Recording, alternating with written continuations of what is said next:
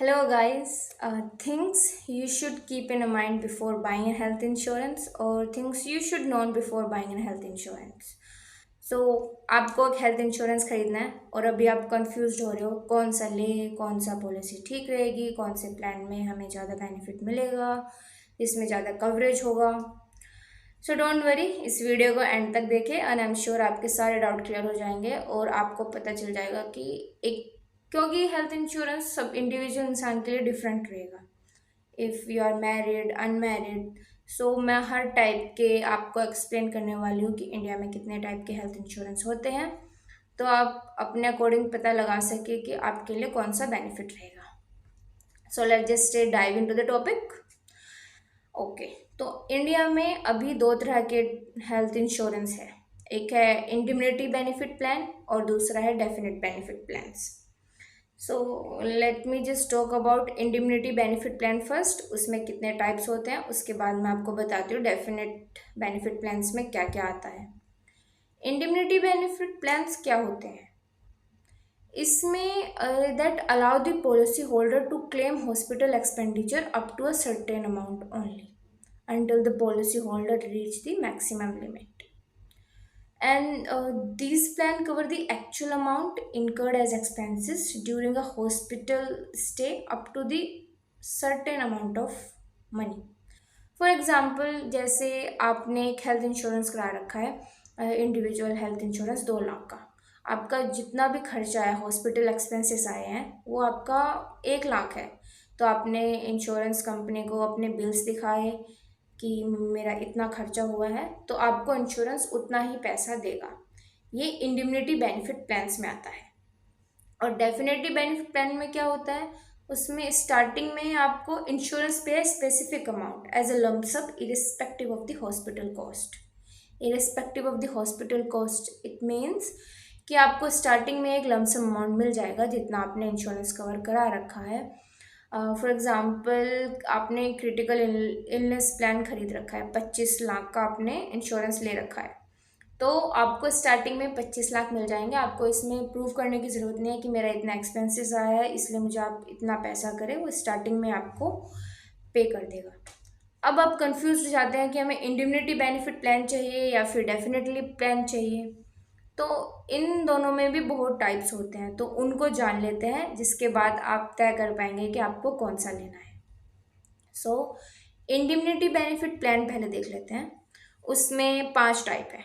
एक individual health insurance है, family float health insurance for senior citizen, mediclaim policies, unit link health plan. ये 5 type आते हैं इंडिमनिटी benefit plan में।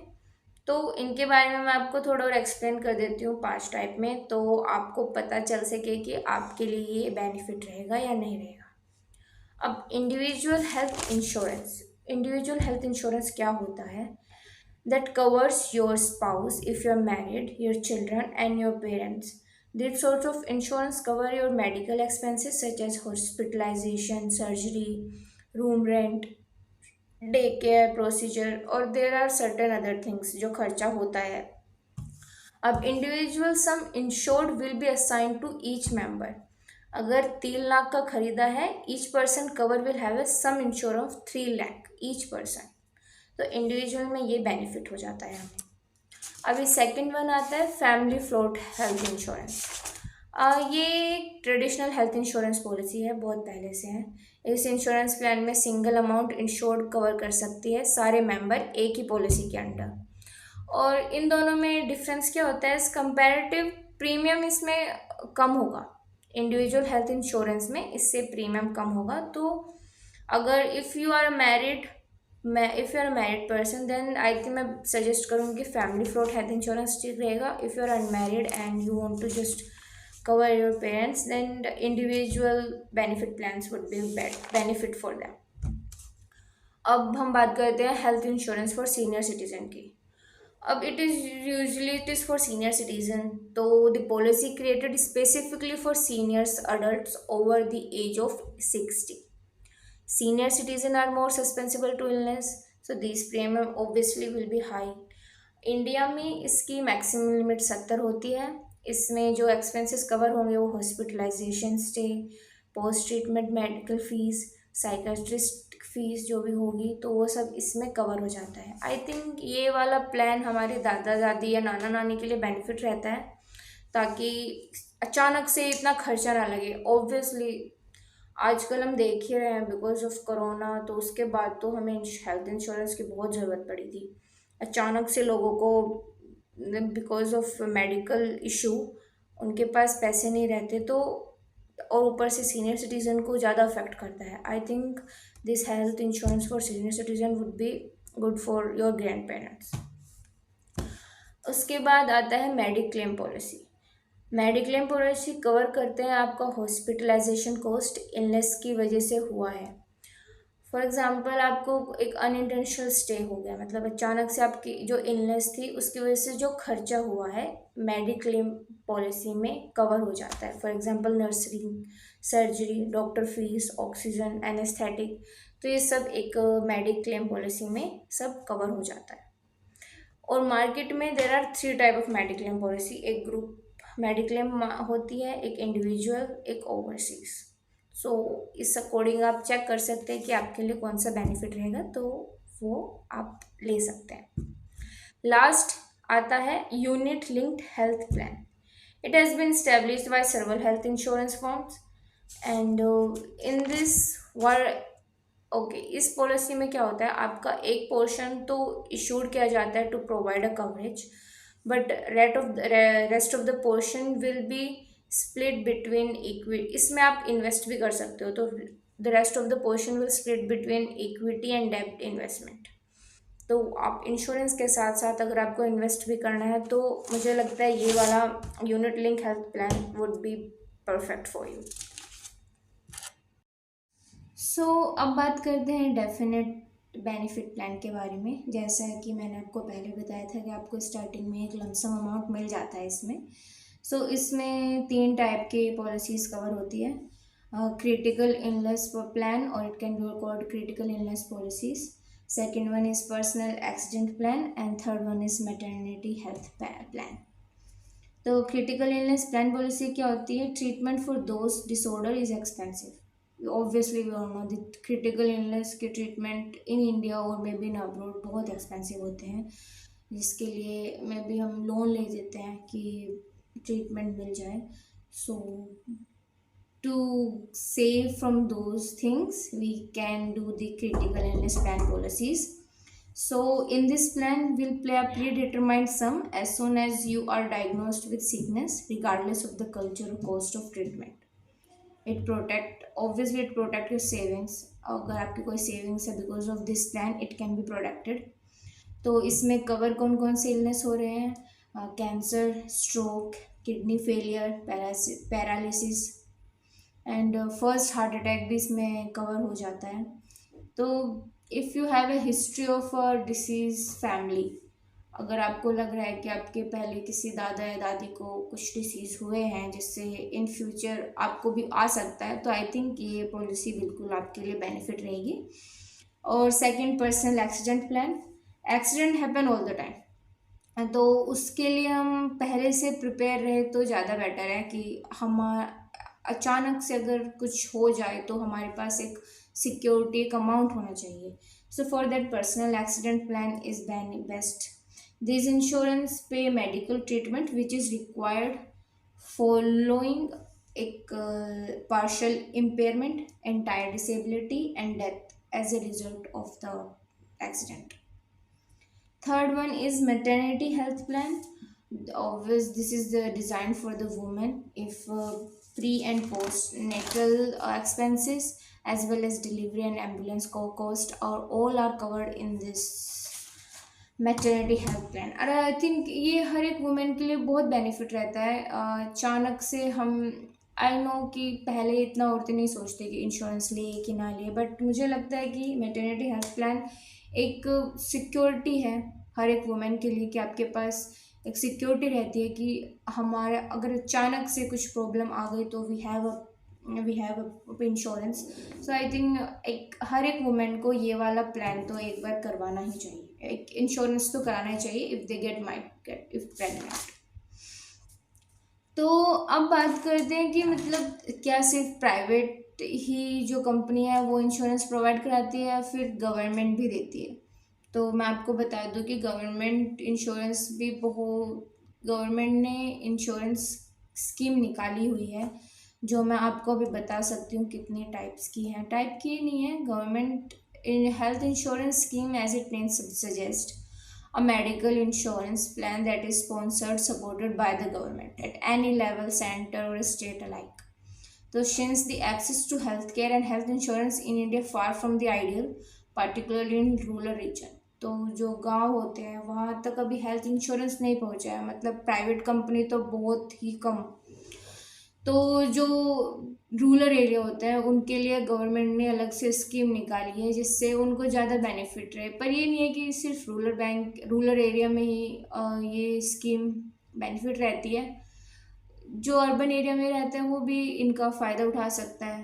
तो मैं आपको थोड़ी डिटेल्स दे देती हूँ कि गवर्नमेंट की हेल्थ इंश्योरेंस स्कीम कौन कौन सी है।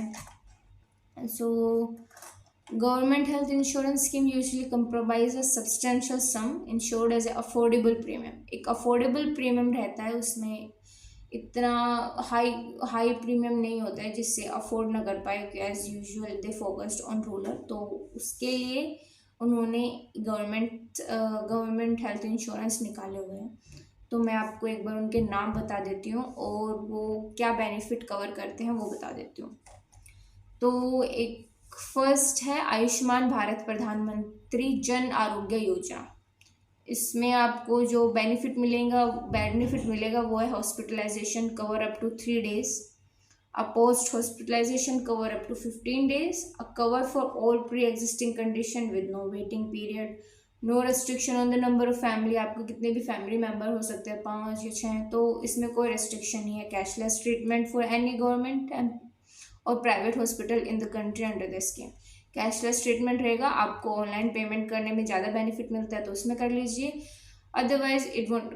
Coverage for 1393 procedures. मत प्रोसीजर इन सेंस आपका कुछ भी प्रोसीजर होता है तो उसमें आपका कवरेज मिल जाएगा।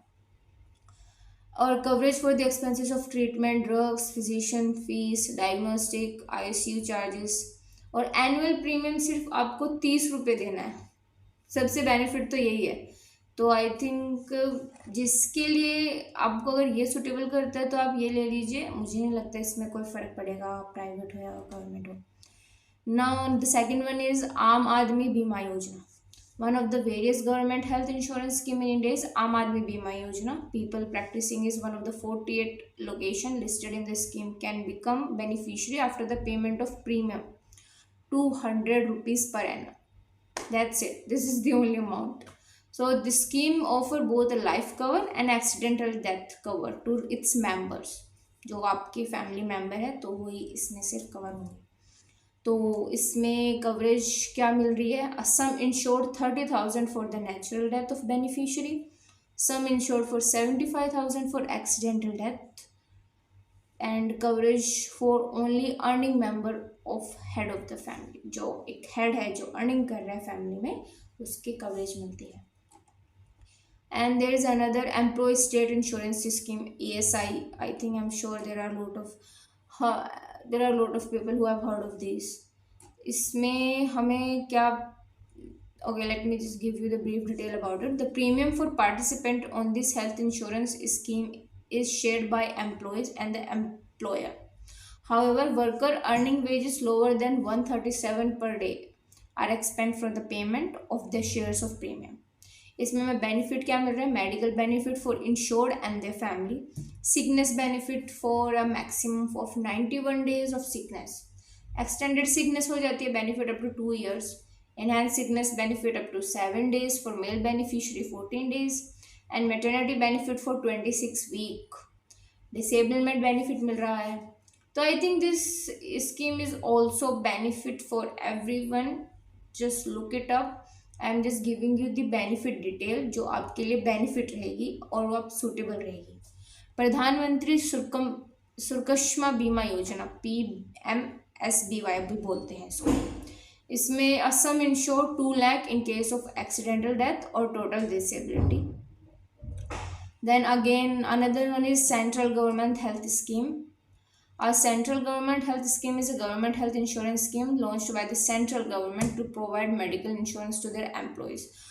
जो सरकारी job, I mean, if you are a government employee, then I think this scheme is beneficial for you. Employee in the judiciary, employees in the executive, legislature, press department, तो इसमें सब कवर हो जाता है. The Mahatma Jyotiba Phule Jan Arogya Yojana, इसमें आपको क्या benefit मिल रहा है? A sum insured of 1,50,000 for the hospitalization of the beneficiary, a sum insured of 2,50,000 including the sum insured mention above for the rental transparent and above, for example, okay, coverage of the entire family for of the beneficiary under umbrella of this plan. तो ये सब government scheme है.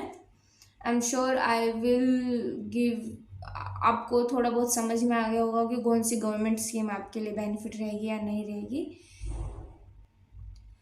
तो अभी तक आपको सारी scheme समझ में आ गई होगी कि हेल्थ इंश्योरेंस कितने टाइप के होते हैं.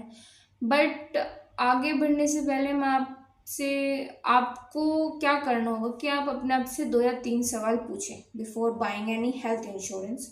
First, let me just tell you about क्या क्वेश्चन आप अपने आप से पूछ सकते हैं कि कितना अमाउंट का ये कवर दे रही है और कितने दिन तक का दे रही है. ये बहुत बेनिफिट है, ये बहुत ज़रूरी होता है सोचना, क्योंकि फ़र्क पड़ता है. अगर आप बाहर, समझ लीजिए आप बाहर महंगे शहर में रह रहे हैं और अगर आपका छोटा रूरल एरिया है या फिर आप छोटे शहर में रह रहे हैं, तो दोनों में बहुत फ़र्क है. आपका एक दिन का खर्चा बाहर महंगे शहर में, फॉर एग्जांपल दिल्ली गुड़गांव में 25,000 तक का आ सकता है, या ये आप छोटे शहर में 15-20 का, तो उसका बहुत फ़र्क पड़ता है. आप जितना जिधर भी आप, how many days you have to cover in a year, ये तो पक्का देखना कि कितने दिन का आपको कवर मिल रहा है. तो उतने उससे आपको क्या बेनिफिट होगा. जैसे आपके पेरेंट्स हैं, आप अपने पेरेंट्स का 30 दिन का करा सकते हैं, क्योंकि एज हो रही है, उनको आगे जाके कुछ भी प्रॉब्लम्स आ सकती है. अगर आप पर्सनल इंश्योरेंस करा रहे हैं तो 15 या 20 दिन का करा लीजिए. बट ज़रूर ध्यान दीजिए कि आपका कितने दिन का या फिर कितने अमाउंट का इंश्योरेंस कवर हो रहा है. सेकंड क्वेश्चन, लोगों के दिमाग में आता है कि what is the right age to buy health insurance. Most of the people think that अभी तो हम 25 साल के हैं, अभी क्या ज़रूरत है, अभी आगे जाके जब 30 या 35 या 40 के रहेंगे then we can buy health insurance. पर हेल्थ इंश्योरेंस के क्या क्या बेनिफिट है कि आप जितना जल्दी हो सके उतना जल्दी खरीद लीजिए, क्योंकि हम, as compare to if you going to apply of when you were 35, आपको प्रीमियम उतना ही देना पड़ेगा, और जितना आप जल्दी खरीदेंगे उतना आपका प्रीमियम लेस रहेगा. अगर 5 लाख का कवर है, आपने 25 साल की उम्र है आपकी और आपने 5 लाख का इंश्योरेंस खरीदा है, तो उसमें एक बोनस मिलता है, नो क्लेम बोनस. आपने क्लेम नहीं किया 1 साल तक, आपका वो बोनस ऐड हो जाएगा और फिर नेक्स्ट ईयर आपको प्रीमियम कम देना पड़ेगा और आपका कवर ज़्यादा हो जाएगा. तो उससे आई थिंक बेनिफिट आपको यही मिल रहा है कि आपका जितने भी साल आप क्लेम नहीं कर रहे हैं उतने ही साल आपका बोनस जुड़ता जाएगा, जिससे आपको बेनिफिट मिलेगा. तो जितना जल्दी हो सके उतना जल्दी हेल्थ इंश्योरेंस खरीद लीजिए अपने लिए, अपने पेरेंट्स के लिए, and if you are married then अपने बच्चों और अपने स्पाउस के लिए. सो नेक्स्ट क्वेश्चन जो तुम्हें अपने आप से पूछना चाहिए ये कि क्या सेम पॉलिसी अपने लिए और अपने पेरेंट्स के लिए ले, या फिर दोनों के लिए अलग अलग होनी चाहिए. तो I think, let me tell you, अगर हम सेम पॉलिसी ले रहे हैं और दोनों में अलग अलग ले रहे हैं तो उनमें क्या फ़र्क होता है, तो आप अपने आप एनालाइज लगा लेंगे कि आपके लिए कौन सा बेनिफिट रहेगा.